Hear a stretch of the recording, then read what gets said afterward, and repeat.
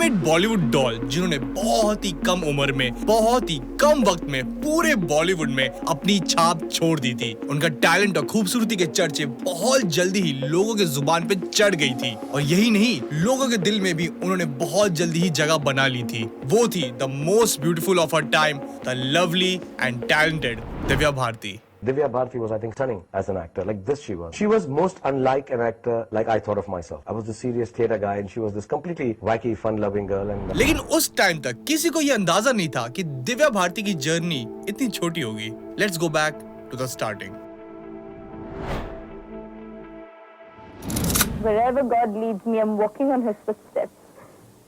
जहाँ लेके जाएगा मैं जाऊंगी। दिव्या भारती का जन्म 25 फेब 1974 बॉम्बे में हुआ था। दिव्या भारती अपने पापा ओम प्रकाश भारती की पहली पत्नी मीता भारती से हुई थी। दिव्या ने अपनी पढ़ाई जूहू के मानेजक जी कूपर हाई स्कूल से की, लेकिन उन्होंने अपनी पढ़ाई कभी पूरी नहीं की। कहा जाता है कि दिव्या की ऐसा किड जो रेस्टलेस थी, उसकी वजह से ही उन्होंने सिर्फ 9th स्टैंडर्ड तक पढ़ाई की और फिर पढ़ाई में कम इंटरेस्ट के चलते उन्होंने स्कूल छोड़ के मॉडलिंग एक्टिंग में आने का फैसला किया। I hated studies. I was very bad at studies. To get away from that, I thought films would be a little better. Divya को 1988 में पहली फिल्म गुनाहों का देवता मिली, जिसे वो अपनी डेब्यू मिथुन दा के ऑपोजिट करने वाली थी, लेकिन कहा जाता है कि वो अपने पेरेंट्स की वजह से वो मूवी नहीं कर पाई, which doesn't make any sense. तो we can say that due to some unknown reasons वो गुनाहों का देवता मूवी से अपना डेब्यू नहीं कर पाई और बाद में उनका रोल संगीता बिजलानी को दिया गया, जो उस वक्त सलमान खान को डेट कर रही थी। एक मूवी छूटने के बाद दिव्या को अगला ऑफर गोविंदा के भाई कीर्ति कुमार से मिला। कीर्ति ने जब दिव्या को एक लाइब्रेरी में स्पॉट किया तो उन्होंने इंस्टेंटली डिसाइड किया कि उन्हें दिव्या को लेके फिल्म बनानी है। दिव्या ने अपने डेब्यू के लिए preparations, acting and dance workshop सब शुरू कर दिया था, लेकिन इन सब के बाद भी एक बार फिर से एक और फिल्म से वो बाहर हो गई। Allegedly, Kirti was over possessive about Divya and she was way too young for all that. तो दिव्या ने इस फिल्म को छोड़ दिया। दिव्या तभी पिन अप मॉडलिंग कर रही थी और उनका जिक्र काफी डायरेक्टर्स, प्रोड्यूसर्स में चल रहा था, लेकिन तब भी किसी न किसी वजह से उन्हें डेब्यू फिल्म मिल ही नहीं रही थी। बट देन फाइनली 1990 में जब वो सिर्फ 16 साल की थी, तब दिव्या भारती को उनका मच अवेटेड डेब्यू एक romantic action Telugu movie Bobbili Raja से मिला। दिव्या भारती ने अपना डेब्यू दगुबती वेंकटेश के साथ किया। सेम ईयर दिव्या भारती ने तमिल मूवी नीला पेनी भी की। दिव्या भारती ने 1991 में भी 4 मूवीज दी, लेकिन दिव्या भारती का बॉलीवुड डेब्यू अभी भी बचा हुआ था, जो उन्हें फाइनली 1992 में शोला और शबनम से मिला, which was the turning point of her career. अंधे हो जो दिखता नहीं है? बीच रास्ते में अपनी अम्मा के लिए रोटी बना रहे थे क्या? एक्शन कॉमेडी शोला और शबनम दिव्या भारती के सिर्फ करियर के लिए ही नहीं, बल्कि उनकी पर्सनल लाइफ के लिए भी टर्निंग पॉइंट था। शोला और शबनम में दिव्या के ऑपोजिट लीड में गोविंदा थे और गोविंदा शोला और शबनम के दौरान एक और मूवी पर भी काम कर रहे थे, जिसकी वजह से दोनों शूट्स ओवरलैप होने लगे। गोविंदा की वो मूवी साजिद नाडियावाला के साथ थी और उसी वजह से साजिद नाडियावाला का शोला और शबनम के सेट पे काफी आना जाना होता था। जब शोला और शबनम के सेट पे साजिद ने दिव्या को देखा, तब उन्हें दिव्या भारती से प्यार हो गया था। शोला और शबनम के शूटिंग्स में साजिद आता था गोविंदा की डेट्स के लिए, तो दिव्या को गोविंद इंट्रोड्यूस कराया साजिद से। तो उसी दिन उसने पूछा मेरे को, मम्मी साजिद कैसे लगा आपको? It was love at first sight for Sajid Nadiadwala. Divya से सेट पे पहली मुलाकात के बाद से ही साजिद डेली दिव्या से मिलने उनके सेट पे आने जाने लगे और उन दोनों का काफी छुप के वाला सीक्रेट रिलेशनशिप शुरू हो गया था, जिसे उन दोनों में से किसी ने भी कभी पब्लिक नहीं किया। दिव्या और साजिद का रिलेशनशिप जितना जल्दी शुरू हुआ था, उतनी जल्दी उन्होंने शादी भी कर ली थी। दोनों ने दिव्या भारती के 18 साल होते ही बहुत ही पर्सनली किसी को बिना बताए एलिजिडली 10 में 1992 में एक दूसरे से 3-4 लोगों के प्रेजेंस में शादी कर ली। शादी के टाइम में दिव्या ने अपना रिलीजन चेंज कर लिया था। वो हिंदू से इस्लाम में कन्वर्ट हुई और उन्होंने अपना नाम दिव्या भारती से सना नाडियावाला में चेंज कर लिया था। दिव्या भारती के बढ़ते करियर पर इसका कोई असर ना पड़े, इसीलिए उन्होंने शादी की पब्लिक अनाउंसमेंट नहीं की। दिव्या भारती ने 1992 में अपने करियर की सबसे ज्यादा मूवीज दी। दिव्या भारती ने विश्व आत्मा, दिल का कसूर, शोला और शबनम, जान से प्यारा, दीवाना, गीत को मिला के टोटल 12 मूवीज दी। दिव्या की फिल्म दीवाना में उनके ऑपोजिट शाहरुख खान ने अपना बॉलीवुड डेब्यू भी किया था। दिखाई नहीं देता। जिस मूवी के लिए उन्हें film fair new face of the year का अवार्ड भी मिला था। दिव्या भारती के लिए रास्ता काफी स्मूथ चल रहा था। उनकी मूवीज पे मूवीज रिलीज हो रही थी और आगे से आगे उनके पास काफी मूवीज ऑफर आ रहे थे और काफी प्रोजेक्ट्स उन्होंने आगे के लिए साइन भी कर लिए थे। दिव्या भारती बहुत सारे फेमस गानों की वजह से लोगों में और चहेती बनती जा रही थी। उनके साथ समुंदर पार, ऐसी दीवानगी देखी नहीं कभी, तू पागल प्रेमी आवारा, मिलने की कोशिश करना जैसे गाने आज भी काफी पसंद किए जाते हैं। तुझे पहचान लिया रे। दिव्या भारती ने अपनी शादी के टाइम मीडिया में अपने रिलेशनशिप को लेके कुछ हिंट दिए थे। We have been going around for nearly 1.5 years now and things have been terrific between us. The advantage is that Sajid is very mature and a very experienced man. He has been through a lot in life. Whenever I behave childish or sulk, then Sajid explains things to me. He tells me what is right and what is wrong. I trust his judgment. He is never wrong. लेकिन कोई भी sure नहीं था कि उन्होंने सच में नहीं। In an interview, Divya's mother said, मैं शादी से शादी कर सकती हूँ? मैंने बोला डैडी को पूछो। तो डैडी वॉज अगेंस्ट, उनके अपने ख्यालात थे, तो मना किया था। जब वो 18 की कंप्लीट हुई, उसने बोला मम्मी मैं अभी आज शादी कर रही हूँ, तो आप आ जाओ, वो करो।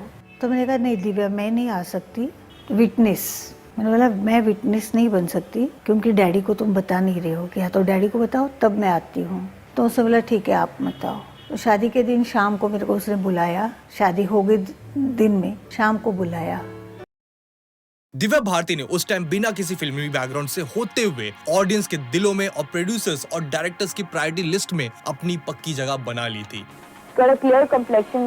I've got pimpled face. हमें तो कोई पिंपल्स दिखाई नहीं देते, तो मेकअप क्यों होता है? छुपाने के लिए। उनके इनोसेंट फेस और उनके ऑन स्क्रीन मैजिक ने सबका दिल जीत लिया था। छोटी सी उम्र में उनकी पॉपुलैरिटी उस वक्त ही काफी बड़ी एक्टर से ज्यादा हो गई थी। There are times when I have to do a lot of work. Shooting की extension हो गई, 9 to 6 की shift 9 to 9 हो गई, और like you know किसी और दूसरी फिल्म की completion, I have to rush over there also. यहाँ पे 3 घंटा काम करो, उधर 2 घंटा, उधर 3 घंटा। Then I start tearing my hair, breaking the नहीं मैं आया मम्मी हीरोइन बना था, बन जाओ हीरोइन अभी, करो काम। 1993 की उनकी पहली मूवी शत्र रिलीज हुई। उन्होंने 1993 के अपने एक इंटरव्यू में बोला कि वो अगले साल 1994 में कुछ बहुत ही बड़ी अनाउंसमेंट करने वाली है। सबका पहला थॉट इस बात को सुन के यही था कि शायद दिव्या भारती अपनी फाइनली रिलेशनशिप और शादी की ऑफिशियल अनाउंसमेंट करने वाली है। लेकिन सैडली 5 अप्रैल 1993 की इवनिंग में एक ऐसी खबर आई जिस पे किसी को भरोसा नहीं हुआ।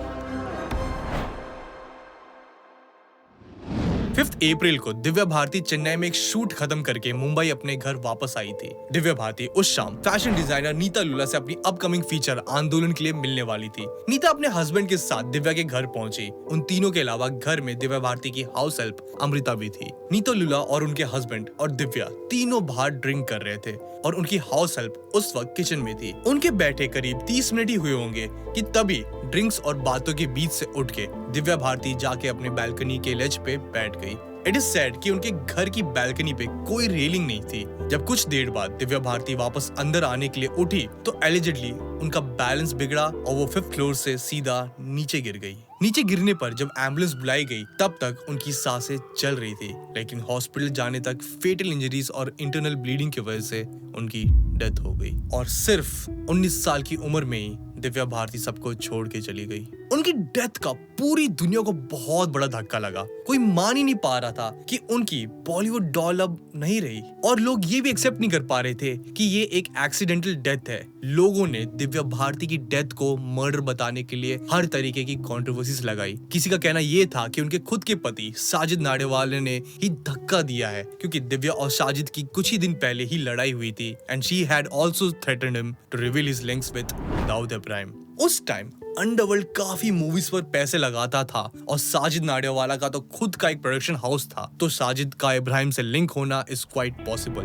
वहीं मुंबई ब्लास्ट मार्च 1993 में हुए थे और अगले ही महीने ऐसे तरीके से दिव्या भारती का पैर फिसल जाना काफी हार्ड टू डाइजेस्ट लग रहा था। दिव्या भारती की डेथ को काफी लोगों ने एज सुसाइड भी दिखाने की कोशिश की और ये तक बोला कि दिव्या डिप्रेशन में थी। इतनी सारी बातों और कॉन्ट्रोवर्सीज भारती के पेरेंट्स ने मीडिया में स्टेटमेंट दी।